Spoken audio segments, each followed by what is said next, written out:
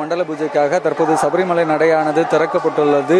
இந்த நிலையில் தற்போது கார்த்திகை மாதம் தொடங்கியுள்ள நிலையில் சபரிமலை ஐயப்பனுக்கு பக்தர்கள் மாலை அணிவித்து தங்களது விரதத்தை தொடங்கியுள்ளனர். அதே போல சபரிமலை ஐயப்ப பக்தர்கள் 48 நாட்கள் விரதத்திற்கு பிறகு இருமுடி கட்டுக்கொண்டு காடு மேடு ஆறு மலை கடந்து சபரிமலை நோக்கி பயணம் மேற்கொள்வார்கள்.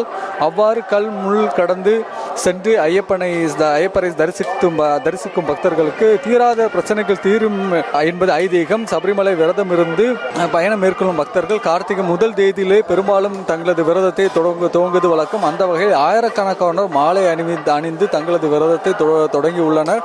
அதே போல குருசாமி கையால் மாலை, துளசி மாலை, மணிமாலை அணிந்து ஐயப்ப விரதத்தை துவங்கி தற்போது சபரிமலையில் சாமி தரிசனம் செய்வதற்காக குவிந்து வருகின்றனர்.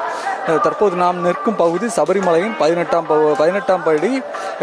படி பகுதி. இங்கிருந்தான் பக்தர்கள் படியேறி பின்னர் சாமி தரிசனம், பின்னர் சன்னிதானம் சென்று அங்கு சாமி ஐயப்பரை தரிசனம் செய்து பின்னர் மாளிகைபுரம் சென்று சாமி தரிசனம் செய்வார்கள்.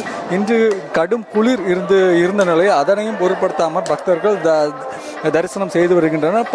18ஆம் படி ஏறும் பக்தர்களுக்கு அங்கு பணியில் அமர்த்தப்பட்டு இருக்கும் காவலர்கள் படிமேல் ஏற முடியாமல் இருக்கும் பக்தர்களை தூக்கிவிட்டு சன்னிதானத்திற்கு ஏற்றிவிடும் காட்சிகளை பார்க்க முடிகின்றது.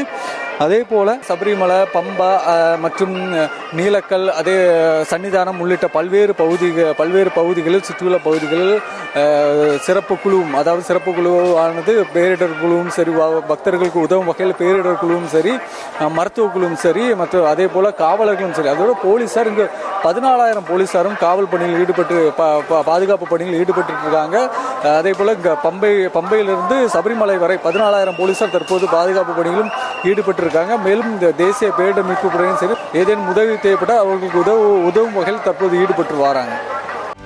செய்திகளை உடனுக்குடனும் துல்லியமாகவும் தெரிந்து கொள்ள சப்ஸ்கிரைப் பண்ணுங்க.